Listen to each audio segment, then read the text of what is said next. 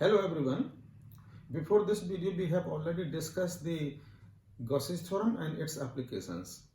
Now in this video, we will discuss some numericals based on Gauss's theorem. तो पहले कुछ simple से numericals करेंगे और उसके बाद में थोड़े से टफ न्यूमेरिकल्स एंड देन कुछ hot numericals, higher order thinking skills numericals. Language पूरे न्यूमेरिकल की मैं यहाँ पे नहीं लिखूंगा क्योंकि इससे टाइम वेस्ट होगा. फिगर बनाऊंगा और जो भी फिगर से रिलेटेड गिवन डेटा होगा उसको लिख दूंगा. So this is first numerical. अब इसमें क्या है, this is given spherical shell, internal radius r1 है, आउटर रेडियस r2 है, charge plus q is given to this shell from outside और इसके सेंटर पर चार्ज रखा है प्लस स्मॉल क्यू. अब हमने कैलकुलेट क्या करना है, electric field at any point on the inner surface यहां पर निकालना है. ये सरफेस चार्ज डेंसिटी है सिग्मा 1. ये पॉइंट है ऑन द आउटर सरफेस, यहां पर सरफेस चार्ज डेंसिटी निकालनी है sigma 2. And this is another point P outside the shell. यहां पे इलेक्ट्रिक फील्ड कैलकुलेट करना है और इसकी डायरेक्शन क्या होगी. These are the three, sigma 1, sigma 2 and electric field जो हमें कैलकुलेट करना है. तो सबसे पहले आप देखो, हम कैलकुलेट करते हैं सिग्मा 1 यानी surface charge density on this inner surface. तो because of this positive charge by induction negative charge will be induced on the inner surface and positive charge will be produced on the outer surface. This will happen because of the induction of charge. तो total charge on inner surface कितना हो जाएगा, minus Q. Okay, और total charge on the outer surface कितना हो जाएगा, plus Q. This total. Up in first case, we are calculating surface charge density on inner surface. तो ये क्या होगा, charge on inner surface that is minus q upon surface area of the inner surface यानी 4 pi r1 square.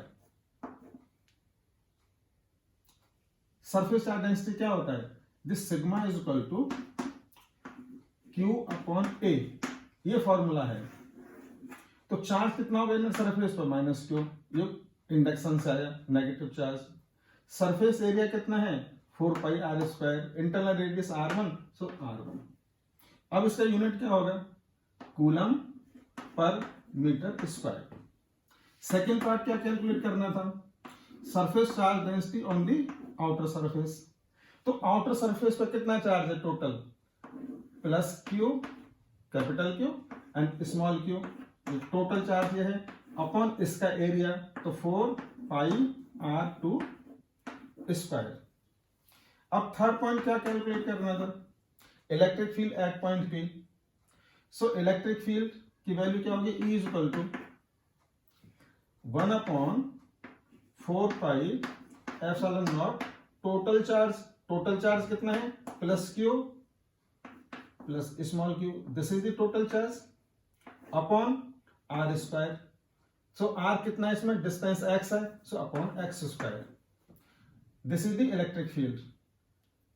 अगर आप Gaussian theorem use करते तो क्या करते कि for this point you draw the Gaussian surface. तो गॉसियन सरफेस ऐसे ड्रॉ हो जाएगा. Okay, so this point will lie on the Gaussian surface. आप चाहे तो उससे निकाल सकते हैं, that will be the answer. और इसका यूनिट क्या होगा, न्यूटन पर कूलम. डायरेक्शन क्या होगी, outward and away from the charge. That means अगर ये सेंटर O है तो डायरेक्शन होगी अलोंग OP, या आप लिख दें away from the charge. Fine. Now see the second numerical. In this numerical there are two spherical cells S1 S2 which are held concentric. दोनों का सेंटर O सेम है. जो पहला स्फेरिकल सेल है उसके अंदर है चार्ज प्लस क्यू जो बाहर वाला सेल है उसके अंदर चार्ज है +2q। Electric flux first cell से है φ1, जो सेकंड सेल है उससे इलेक्ट्रिक फ्लक्स जो पास होगा दैट इज φ2। अब क्या निकालना है आपने, रेशो φ1 और φ2 का क्या होगा, दिस इज द न्यूमेरिकल। और सेकंड पार्ट में कैलकुलेट करना है electric flux passing through the surface S1 when dielectric constant medium K is equal to 5. This is introduced inside the S1 cell. So according to Gauss's law,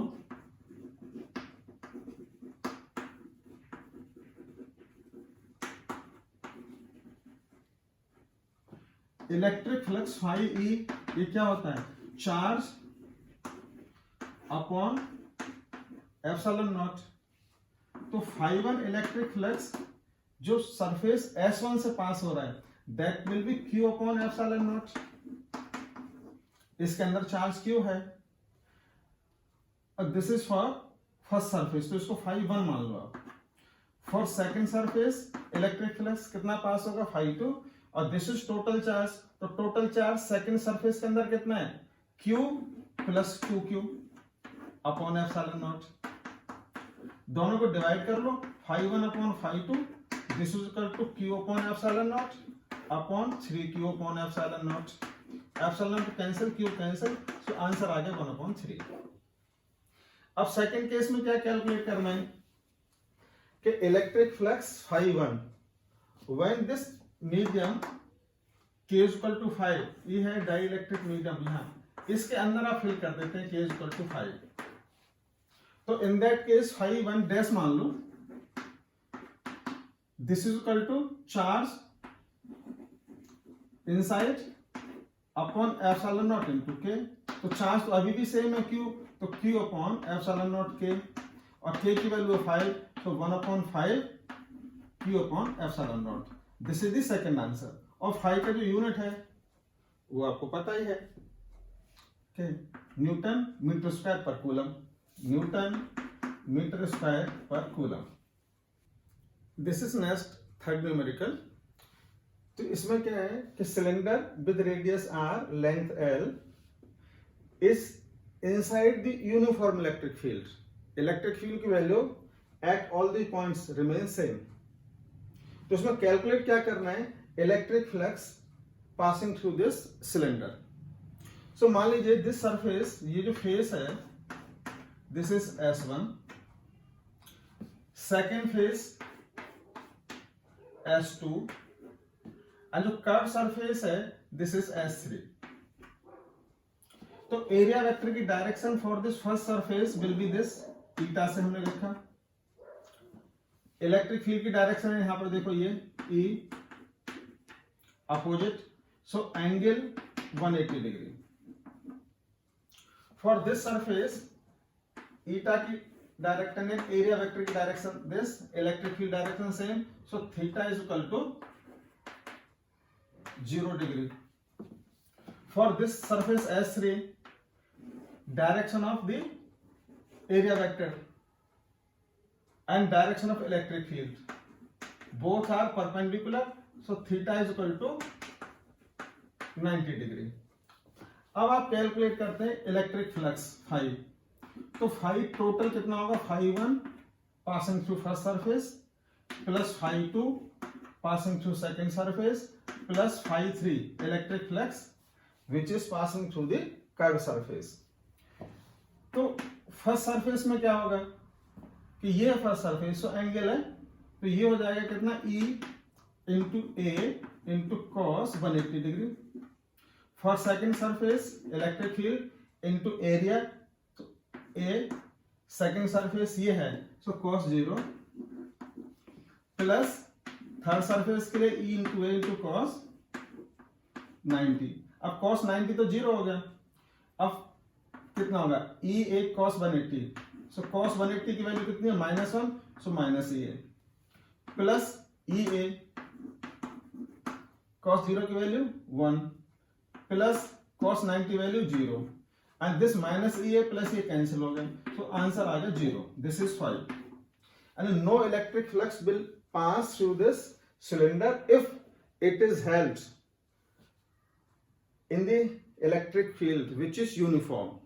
In this numerical, electric field is non-uniform और electric field की direction है along x-axis and electric field is given by x plus 2i unit vector that is along x-axis. Y component 0, z component 0.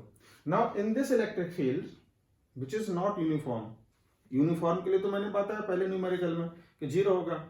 Now in this case a cylinder with area A1 A2 is equal to 10 centimeter square, length 5 meter, and this is held along the electric field as shown in the figure.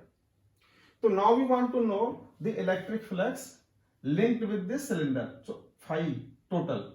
This 5 total, Fp is equal to F1 plus F2 plus F3.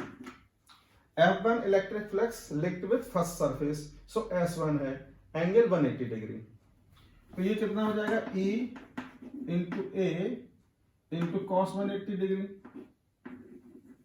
और for first surface के लिए electric field मान लो E1 A1 area plus for second surface E2 A2 cos angle कितना है 0 degree plus third surface के लिए E3 and now this A3 into cos 90 degree.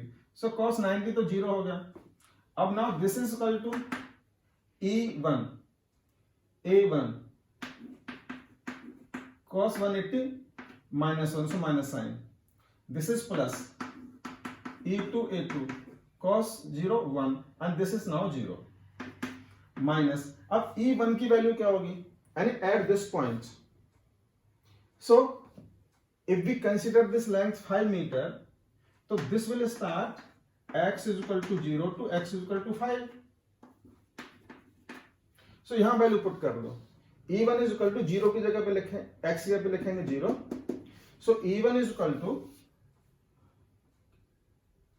0 plus 2 into A1. I means along x-axis A1 और A1 की value क्या है 10. This is centimeter square. Now plus E2. अब E2 कितना होगा x यहाँ पर 5 लिखेंगे. So 5 plus 2 into 10 centimeter square. अब देखो ये जो वैल्यू है newton per coulomb, this is in M K system, तो इसमें मीटर है और ये सेंटीमीटर है, तो इसको आपको चेंज करना होगा. This is value is in, तो कितना हो जाएगा 10 centimetre square. So -2 into 10 centimetre का स्क्वायर बनाना है. सो 10 इंटू 1 सेंटीमीटर का स्क्वायर जब करेंगे 10 to power -4 plus this is 7 into 10 to the power -4. 10 into 10 to the power -4. So this is now minus 10 into 10 to -4 तो कॉमन आ गया, तो 7 minus 2 5 into 10 into 10 to the power -4. So this will become 5 into 10 50 10 to the power -4 and this is 5 into 10 to the power -3 Newton meter square per coulomb. That will be the answer.